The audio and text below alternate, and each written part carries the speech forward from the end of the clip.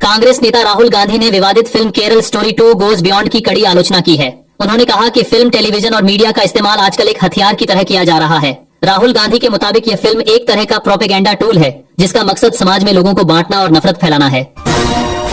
दिल्ली में ईरान के supreme leader Ali Khamenei की मौत की खबर के बाद शिया मुसलमानों ने विरोध प्रदर्शन किया। लोगों ने सड़कों पर उतरकर अपना गुस्सा जाहिर किया। बिहार सरकार में मंत्री मोहम्मद जमा खान ने कहा कि बिहार की जनता नहीं चाहती कि मुख्यमंत्री नीतीश कुमार बिहार छोड़कर कहीं और जाएं। उनका कहना है कि लोग चाहते हैं कि नीतीश कुमार यहीं रहकर राज्य का नेतृत्व करते रहें। अमेरिका के राष्ट्रपति डोनाल्ड ट्रंप ने सोशल मीडिया पर पोस्ट कर कहा कि ईरान के साथ बिना शर्त सरेंडर के अलावा कोई समझौता नहीं होगा। उन्होंने साफ कहा कि अमेरिका इस मामले में सख्त रुख अपनाए हुए है। पश्चिम बंगाल की मुख्यमंत्री ममता बनर्जी ने कोलकाता में एसआईआर के खिलाफ विरोध प्रदर्शन किया। इस दौरान मंच पर उनके साथ पार्टी के कई बड़े नेता भी मौजूद रहे और उन्होंने इस मुद्दे पर केंद्र सरकार के खिलाफ आवाज उठाई। महाराष्ट्र के मुख्यमंत्री देवेंद्र फडणवीस ने कहा कि महाराष्ट्र देश की अर्थव्यवस्था का वित्तीय इंजन है और साल 2047 तक यह $5 ट्रिलियन की अर्थव्यवस्था बन सकता है। उन्होंने बताया कि राज्य सरकार लोगों का जीवन स्तर सुधारने के लिए आर्टिफिशियल इंटेलिजेंस का इस्तेमाल करते हुए 75 गांवों में पायलट प्रोजेक्ट शुरू करेगी। अमेरिका और ईरान के बीच बढ़ते युद्ध जैसे हालात को लेकर भी राहुल गांधी ने केंद्र सरकार और प्रधानमंत्री नरेंद्र मोदी पर निशाना साधा। उन्होंने कहा कि आज भारत की विदेश नीति की जो स्थिति बनी है वह एक समझौतावादी व्यक्ति के शोषण का नतीजा है। राहुल गांधी ने यह बात पश्चिम एशिया में चल रहे तनाव और अमेरिका के साथ व्यापार समझौते को लेकर कही। अमेरिकी राष्ट्रपति डोनाल्ड ट्रंप ने यह भी कहा कि अमेरिकी सेना अपने इजरायली सहयोगियों के साथ मिलकर तेजी से दुश्मन को कमजोर कर रही है। उन्होंने दावा किया कि हर घंटे ईरान की मिसाइल और ड्रोन क्षमताओं को नष्ट किया जा रहा है। ट्रंप के मुताबिक ईरान की नौसेना को भारी नुकसान हुआ है और 3 दिनों में 24 जहाज तबाह कर दिए गए हैं। उनके अनुसार ईरान की एयर डिफेंस प्रणाली भी खत्म हो चुकी है और अब उनके पास प्रभावी वायुसेना नहीं बची है। हैदराबाद के सांसद असदुद्दीन ओवैसी ने हिंद महासागर में ईरानी युद्धपोत पर हुए अमेरिकी हमले को लेकर मोदी सरकार से सवाल पूछा। ओवैसी ने कहा कि अगर भविष्य में चीन भी ऐसा कदम उठाए तो क्या तब भी भारत चुप रहेगा। उन्होंने यह भी पूछा कि क्वाड जैसे मंच का तब क्या मतलब रह जाएगा। केंद्रीय गृह मंत्री अमित शाह ने जनगणना 2027 के लिए 4 नए डिजिटल टूल लॉन्च किए। इन टूल्स के जरिए लोग खुद ऑनलाइन सेंसस फॉर्म भर सकेंगे और बाद में जनगणना कर्मचारी घर जाकर इसकी जांच और सत्यापन करेंगे। कांग्रेस नेता राहुल गांधी, कांग्रेस अध्यक्ष मल्लिकार्जुन खड़गे और समाजवादी पार्टी प्रमुख अखिलेश यादव ने प्रधानमंत्री नरेंद्र मोदी से इस पूरे मामले पर साफ रुख बताने की मांग की। विपक्ष का कहना है कि अमेरिका और ईरान के बीच बढ़ता टकराव अब भारत के आसपास तक पहुंच रहा है। ऐसे में सरकार की चुप्पी लोगों की चिंता बढ़ा रही है।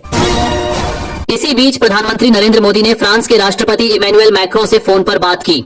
दोनों नेताओं ने पश्चिम एशिया की मौजूदा स्थिति पर चर्चा की और इस बात पर जोर दिया कि क्षेत्र में शांति और स्थिरता बहाल होना बहुत जरूरी।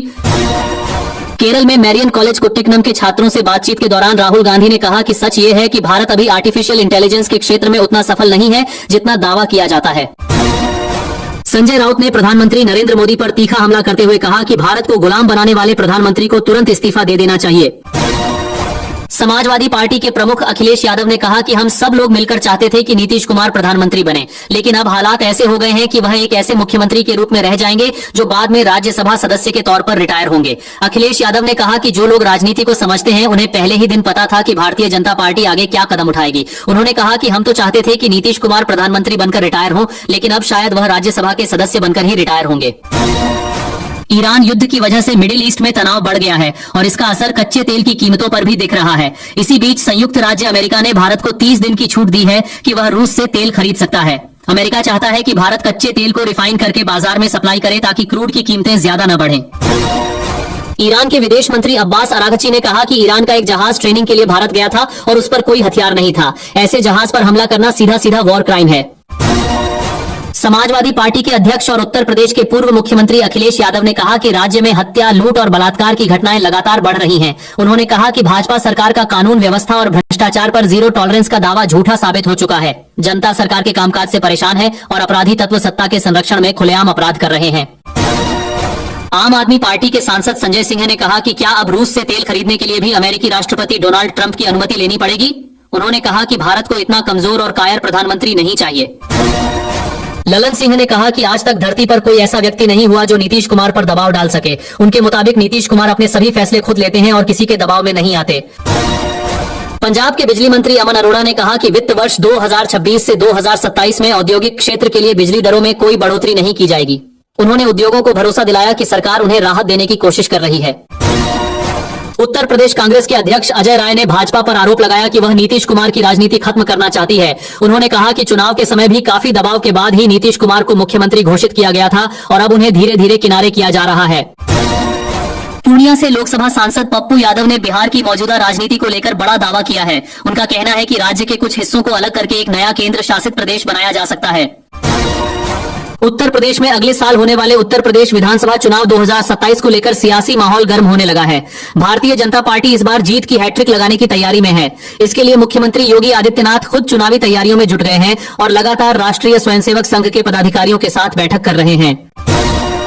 लोकसभा में नेता प्रतिपक्ष राहुल गांधी ने सोशल मीडिया पर कहा कि दुनिया अब एक अस्थिर दौर में प्रवेश कर चुकी है और आगे गंभीर संकट की आशंका है। उन्होंने कहा कि भारत की तेल आपूर्ति पर भी खतरा मंडरा रहा है, क्योंकि हमारे आयात का 40% से ज्यादा हिस्सा स्ट्रेट ऑफ हॉर्मुज से होकर गुजरता है। उन्होंने यह भी कहा कि एलपीजी और एलएनजी की स्थिति तो और भी ज्यादा चिंताजनक है और यह संघर्ष अब हमारे पड़ोस तक पहुंच चुका है। अमेरिका और ईरान के बीच बढ़ते तनाव को लेकर आम आदमी पार्टी के वरिष्ठ नेता मनीष सिसोदिया ने प्रधानमंत्री नरेंद्र मोदी की चुप्पी पर सवाल उठाए। सिसोदिया ने कहा कि रूस से तेल न लेने का फैसला और मौजूदा युद्ध के हालात भारत की ऊर्जा सुरक्षा और कूटनीतिक स्थिति के लिए गंभीर चिंता पैदा कर रहे हैं। ईरान के supreme leader Ayatollah Ali Khamenei की मौत के बाद उनके बेटे मोज्तबा खामेनेई को ईरान का नया सुप्रीम लीडर चुना गया है। इस पर अमेरिका के राष्ट्रपति डोनाल्ड ट्रंप ने कड़ी प्रतिक्रिया दी। ट्रंप ने कहा कि उन्हें मोज्तबा खामेनेई मंजूर नहीं है। उनका कहना है कि अमेरिका ईरान में ऐसी नेतृत्व चाहता है जो वहां शांति और सद्भाव लाए। ट्रंप ने यह भी कहा कि खामेनेई का बेटा नासमझ है और वह अपना समय बर्बाद कर रहा है। प्रधानमंत्री नरेंद्र मोदी ने कहा कि भारत पश्चिमी एशिया में चल रहे संघर्ष के जल्द खत्म होने का समर्थन करता है और